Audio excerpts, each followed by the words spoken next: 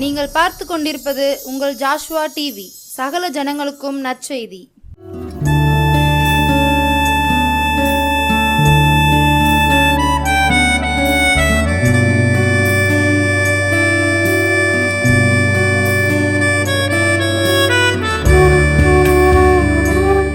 கர்த்தராகிய இயேசு கிறிஸ்துவின் நாமத்தினாலும் ஜாஷுவா டிவி மூலமாகவும் இந்த புதிய ஆண்டில் உங்கள் யாவரையும் சந்திப்பதில் நான் மிக்க மகிழ்ச்சி அடைகிறேன்.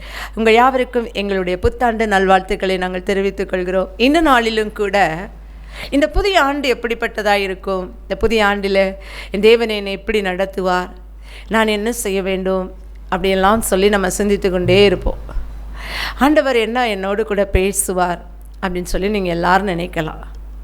அந்த நாளிலும் கூட ஆண்டவர் சொல்கிறார், நம்ம இந்த நாட்களில் கடந்த நாட்களில் பட்ட எல்லா துன்பத்துக்கும், எல்லா பாடுகளுக்கும், எல்லா உபத்திரவங்களுக்கும் சரியாய் மகிழ்ந்திருக்க பண்ணுகிற தேவன் என்கிறபடியால் அவர் எப்படியெல்லாம் உங்களை மகிழ்ந்திருக்க பண்ணுவேன் என்று சொல்லி வாக்கு கொடுக்கிறார் என்று சொல்லி இந்த நாளிலே நாம் பார்க்க போகிறோம். இந்த புதிய ஆண்டு உங்கள் யாவருக்கும் ஒரு புதிய ஆசீர்வாதத்தோடு தொடங்க இருப்பதால் எல்லோரும் கர்த்தரை ஸ்தோத்திரிப்போம். ஆமேன், ஹல்லேலூயா. எடுத்து வாசிப்போம். சங்கீதம் 90:15. தேவரீர் எங்களை சிறுமைப்படுத்தின நாட்களுக்கும் நாங்கள் துன்பத்தை கண்ட வருஷங்களுக்கும் சரியாய் எங்களை மகிழ்ச்சியாக்கும். ஆமேன். தேவரீர் நாங்கள் சிறுமைப்பட்ட நாட்களுக்கும் துன்பத்தை கண்ட வருஷங்களுக்கும் சரியாய் எங்களை மகிழ்ச்சியாக்கும். ஆமேன். மோசே ஜபிக்கிற ஜபம் இது, மோசே பாடின பாட்டு இது. ஆமேன், ஹல்லேலூயா. இந்த நாளிலும் கூட நம்ம எல்லாருமே வாழ்க்கையில் என்னன்னா சிறுமைப்பட்ட நாட்கள் உண்டு.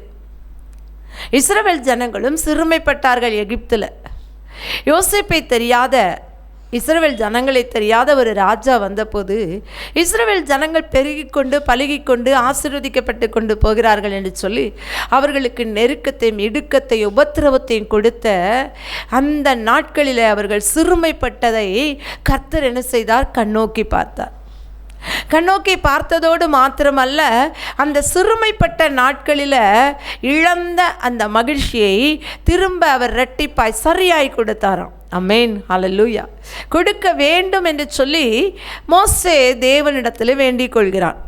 அதோடு மாத்திரமல்ல, நாங்கள் துன்பப்பட்ட வருஷங்களும் உண்டு, அதற்கு சரியாகவும் என்ன செய்யும்? எங்களை மகிழ்ந்திருக்க பண்ணும் என்று சொல்லி மோசே தேவனை நோக்கி ஜெபிக்கிற ஜெபம் அது. இந்த நாளிலும் கூட நீங்களும் அப்படி ஜெபித்து கொண்டு இந்த வருடத்தை ஆரம்பித்திருப்பீர்கள். ஆமேன், ஹல்லேலூயா. இந்த வருடம் எங்களுக்கு ஒரு மகிழ்ச்சியான ஆண்டாக இருக்கணும் ஆண்டவரே. எங்கள் குடும்பத்தில் ஒரு சந்தோஷத்தை கொடுக்கிற ஆண்டாக இருக்கணும். எந்த விதமான போராட்டமோ இழப்போ எந்த விதமான நஷ்டமோ எங்கள் வாழ்க்கையில் வரக்கூடாது. இந்த புதிய ஆண்டு புதிய காரியத்தை செய்ய வேண்டும் என்று சொல்லி பல விதத்தில் நீங்கள் எல்லாரும் என்ன செய்யலாம்? தேவனை நோக்கி ஜெபித்து கொண்டு இருக்கலாம். எல்லாருடைய ஜெபமும் அதுதான். நானாக இருந்தாலும் அப்படி தான் ஜெபிப்பேன். ஆண்டவரே, இந்த ஆண்டில் எங்களை ஆசீர்வதியும் என்று சொல்லி. ஆண்டவரும் தம்முடைய பிள்ளைகளை ஆசீர்வதிக்க சித்தமுள்ளவர், மகிழ்ந்திருக்க பண்ண சித்தமுள்ளவர். அவர் மகிழ்ச்சியாக இருப்பதை தான் விரும்புகிறார். நாம் எல்லாரும் மகிழ்ச்சியாக இருக்க வேண்டும் என்பது தேவனுடைய சித்தம். அதனால தான் ஆண்டவர் வேதத்தில் நீங்கள் பார்ப்பீர்களானால் யோவான் 5:5 பார்ப்போமானால் எடுத்து வாசிப்போம். யோவான் 5:5. 38 வருஷம் வியாதி கொண்டிருந்த ஒரு மனுஷன் அங்கே இருந்தான். படுத்திருந்து அவனை இயேசு கண்டு அவனை வெகு காலமாய் வியாதிசன் அறிந்து அவனை நோக்கி சொஸ்தமாக வேண்டும் என்று விரும்புகிறாயா என்று கேட்டார்.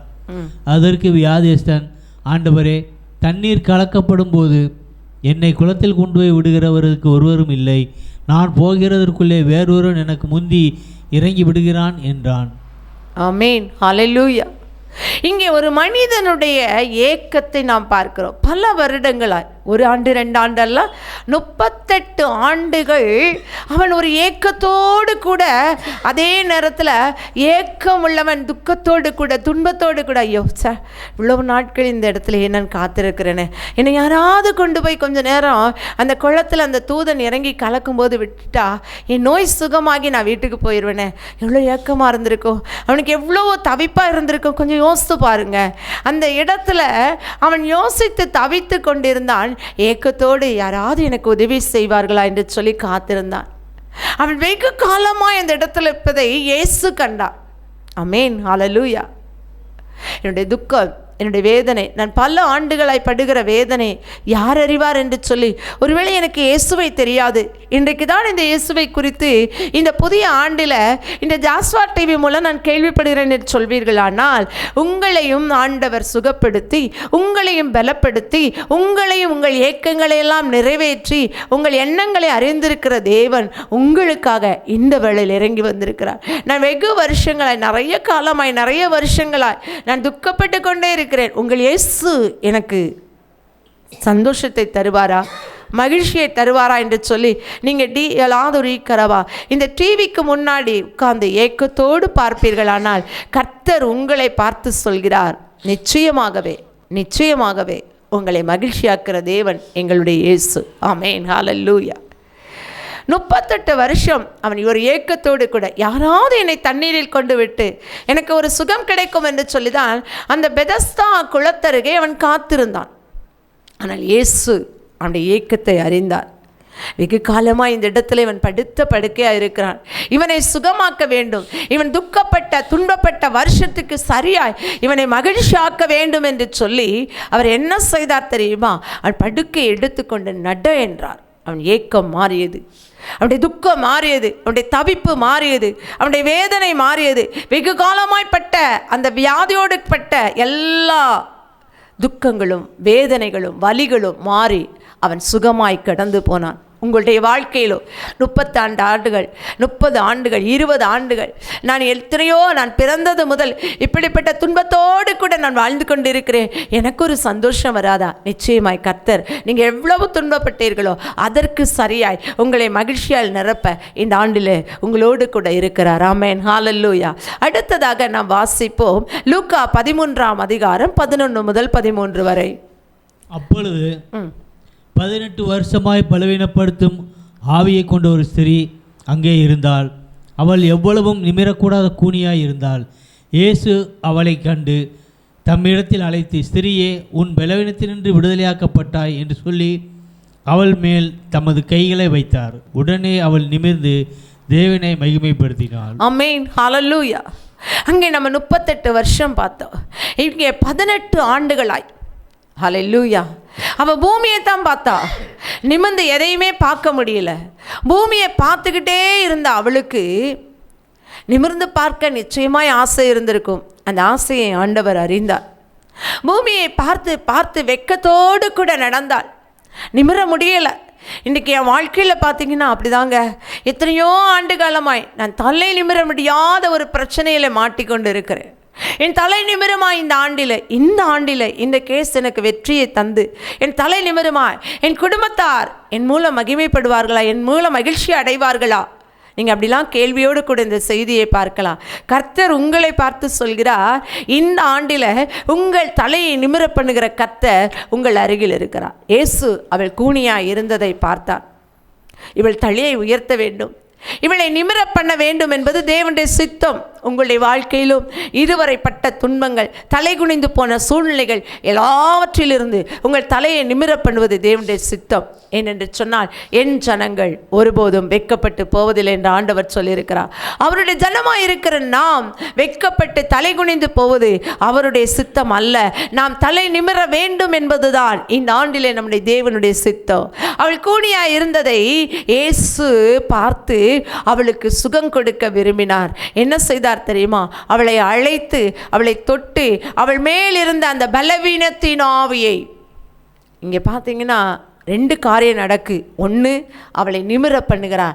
இன்னொன்று, பலவீனத்தின் வல்லமையை விரட்டுகிறார். ஹல்லேலூயா.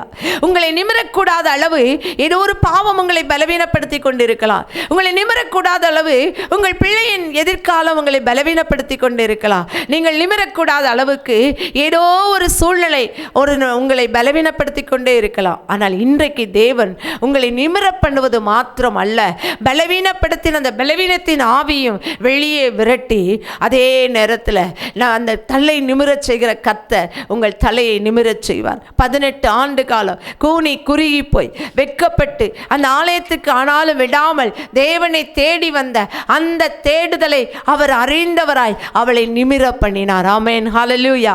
எந்த சூழ்நிலையிலும் ஒருவேளை நான் வெட்கப்பட்டு போய்விடுவேனோ, அவ்வளவுதான் என் வாழ்க்கை, நான் ஒரு நாளும் என் உற்றார் உறவினர் குடும்பத்தினர் முன்பாக நான் தலை நிமிர மாட்டேனோ என்று சொல்லி நீங்கள் தவித்துக் கொண்டிருக்கலாம். ஆண்டவர் சொல்கிறார், உங்கள் தலையை நிமிர பண்ணுகிற கர்த்தர் நானே. ஹல்லேலூயா. தேவனிடத்தில் உங்கள் குறைகளை சொல்லுங்கள், உங்கள் தலையை நிமிர பண்ணுவார். அதோடு விடுவதில்லை, நம்முடைய சரீரத்தில் இருக்கிற அந்த பலவீனத்தையும் நம்மை பலவீனப்படுத்துகிற காரியத்தையும் நம்மை விட்டு அகற்றுவார். ஒரு நல்ல தேவனை நாம் ஆராதிக்கிறோம் அல்லவா? ஆமேன், ஹல்லேலூயா. முதலாவது பார்த்தோம், நம்முடைய ஏக்கத்தை அறிந்திருக்கிற தேவன். எத்தனை ஆண்டு காலம், 38 காலமாய் ஏக்கத்தோடு கூட அந்த பெதஸ்தா குளத்தலுகை இருந்த அந்த மனுஷனுடைய ஏக்கத்தை மாற்றினார். இரண்டாவதாக பார்த்தோம், 18 ஆண்டுகளாய் நிமிரக்கூடாத ஒரு கூனியாய் வெட்கப்பட்டு தலை குனிந்து போன அந்த மகளை தலை நிமிரச் செய்து அவளுக்குள்ளாய் இருக்கிற அந்த பலவீனத்தை கர்த்தர் விரட்டினார். இன்னும் ஒரு காரியத்தை நாம் பார்க்க போகிறோம். எடுத்து வாசிப்போம். மார்க்கு 5ஆம் அதிகாரம் 25 29 வரை. மார்க் 5ஆம் அதிகாரம். அப்பொழுது 12 வருஷமாய் பெரும்பாடுள்ள ஒரு ஸ்திரீ அநேக வைத்தியர்களால் மிகவும் வருத்தப்பட்டு தனக்கு உண்டானவைகளை எல்லாம் செலவழித்தோம், சற்றாயிலும் குணமடையாமல் அதிக வருத்தப்படுகிற பொழுது இயேசுவை குறித்து கேள்விப்பட்டு நான் அவருடைய வஸ்திரங்களையாகிலும் தொட்டால் சொஸ்தமாவேன் என்று சொல்லி ஜனக்கூட்டத்துக்குள்ளே அவருக்கு பின்னாக வந்து அவருடைய வஸ்திரத்தை தொட்டாள். உடனே அவளுடைய உதிரத்தின் ஊரல் நின்று போயிற்று. அந்த வேதனை நீங்கி ஆரோக்கியம் அடைந்ததை அவள் தன் சரீரத்தில் உணர்ந்தாள். ஆமேன், ஹல்லேலூயா. அங்கே நம்ம பார்த்த 38 ஆண்டுகள் ஏக்கத்தோடு காத்திருந்த ஒரு வியாதிஸ்தனை, அடுத்ததாக பார்த்த நிமிரக்கூடாதபடி வெட்கத்தோடு அலைந்த ஒரு குனியை குறித்து, அடுத்ததாக அவளுக்குள்ளே இருந்த அந்த பலவீனத்தின் வல்லமையை குறித்து பார்த்தோம். இங்கே நாம் பார்க்கிறோம், 12 ஆண்டுகளாய் தன் சரீரத்தில் ஒரு உதிரப்போக்கு. ஆமேன், ஹல்லேலூயா. பெண்களாகிய நமக்கு இந்த வேதனை இன்னதென்று புரியும். ஆமேன், ஹல்லேலூயா. எத்தனை கஷ்டமான காரியம் அல்லவா?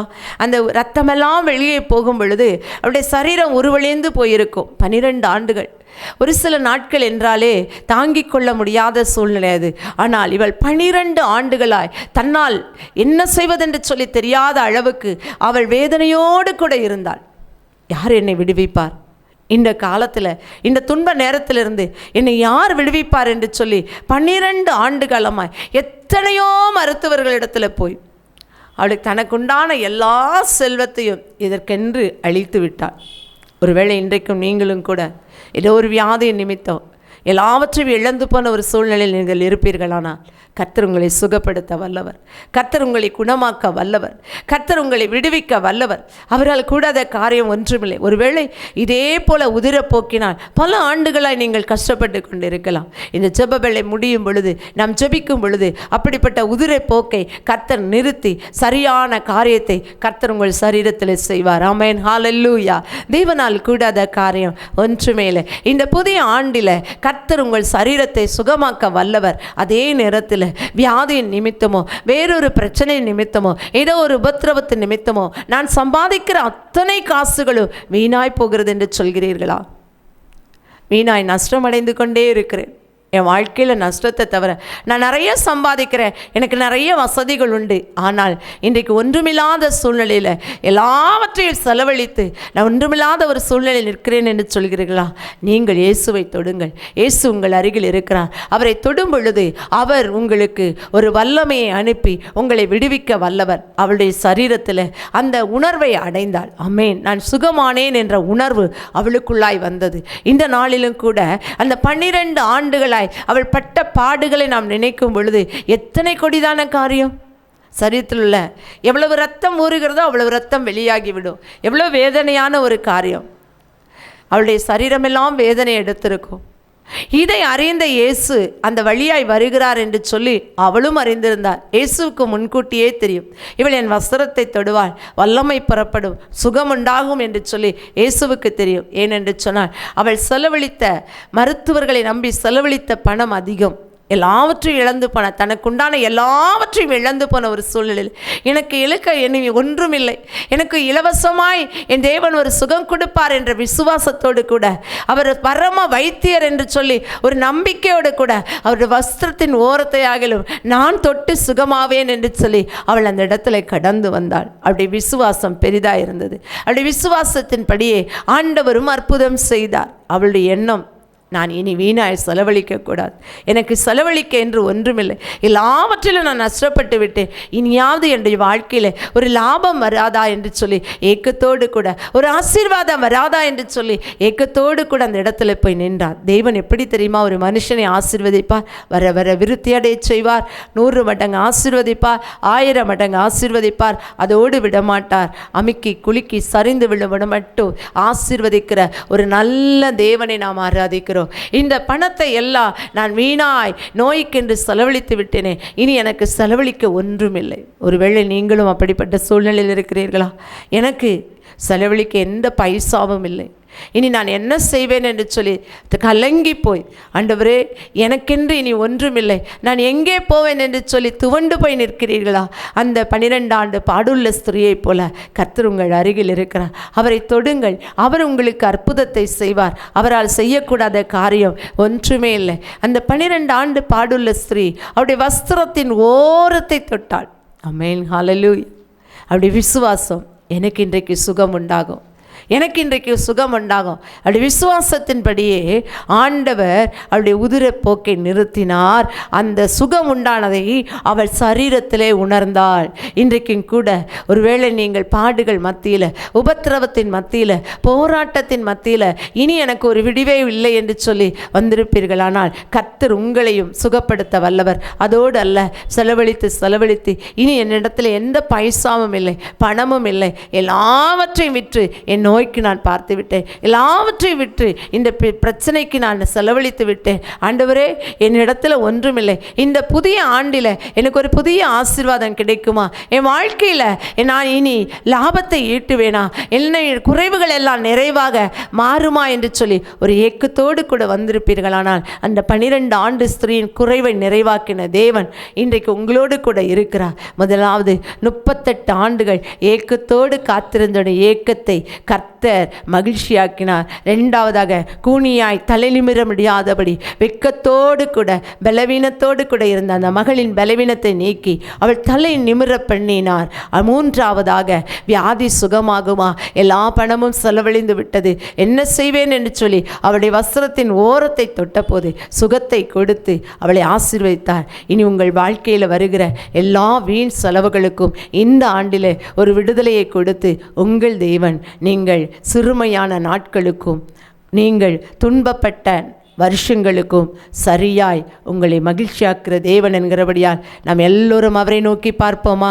ஆண்டவரே உம்முடைய சமூகத்தில், ஆண்டவரே இந்த புதிய ஆண்டில், ஆண்டவரே உம்முடைய சமூகத்தில் ஜெபிக்க வந்திருக்கிற ஒவ்வொரு பிள்ளைகளுக்காக நாங்கள் ஜெபிக்கிறோப்பா. இந்த டிவி முன்னாடி உட்கார்ந்து யாரெல்லாம் ஆண்டவரே நான் துன்பப்பட்ட வருஷத்துக்கு சரியாய் எங்களை மகிழ்ச்சியாக்கும் என்று சொல்லி கண்ணீரோடு நிற்கிறார்களோ, என் சிறுமையான நாட்களுக்கு சரியாக எங்களை மகிழ்ச்சியாக்கும் என்று சொல்லி யாரெல்லாம் நிற்கிறார்களோ அவர்கள் ஏக்கங்களை எல்லாம் மாற்றி அவர்களுடைய தலையை நிமிர பண்ணி அவர்களுக்கு இருக்கிற அந்த பலவீனத்தை அகற்றி ஆண்டவரே எல்லாவற்றையும் லாபமாய் மாற்றி அவர்களை சுகமாக்கி அவர்கள் அதை உணரத்தக்கதாய் கர்த்தர் கிருபை பாராட்டியதற்காக ஸ்தோத்திரம். ஒவ்வொருவரை சாட்சியார் நிறுத்தும். இந்த புதிய ஆண்டில் இவர்களை சரியாய் மகிழ்ச்சியால் நிரப்புவதற்காக ஸ்தோத்திரம். இந்த செய்தியை கேட்ட ஒருவரும் வைக்கப்பட்டு போகக்கூடாதுப்பா. எல்லாரையும் நீர் ஆசீர்வதியோ ஆண்டவரே. யாரெல்லாம் இந்த டிவிக்கு முன்னாடி உட்கார்ந்து நான் தலை நிமிருவேனா என்று சொல்லி கண்ணீர் வடிக்கிறார்களோ அத்தனை பேர் தலையோ நிமிர பண்ணும் ஆண்டவரே. அவர்கள் கொம்பை உயர்த்தும். ஆண்டுடைய கரம் அப்படியே செய்வதற்காய் ஸ்தோத்திரம் ஸ்தோத்திரம் ஸ்தோத்திரம். பெரிய காரியங்களை செய்யும். உடைய கரங்களிலே தாழ்த்துகிறோம், பெருமையாக்குறோம். மீட்பர் இயேசுவின் நாமத்தின் நல்ல பிதாவே, ஆமேன் ஆமேன். இந்த செய்தியை கேட்ட உங்கள் யாவரையும் கர்த்தர் தாமே ஆசீர்வதிப்பாராக. ஆமேன் ஆமேன்.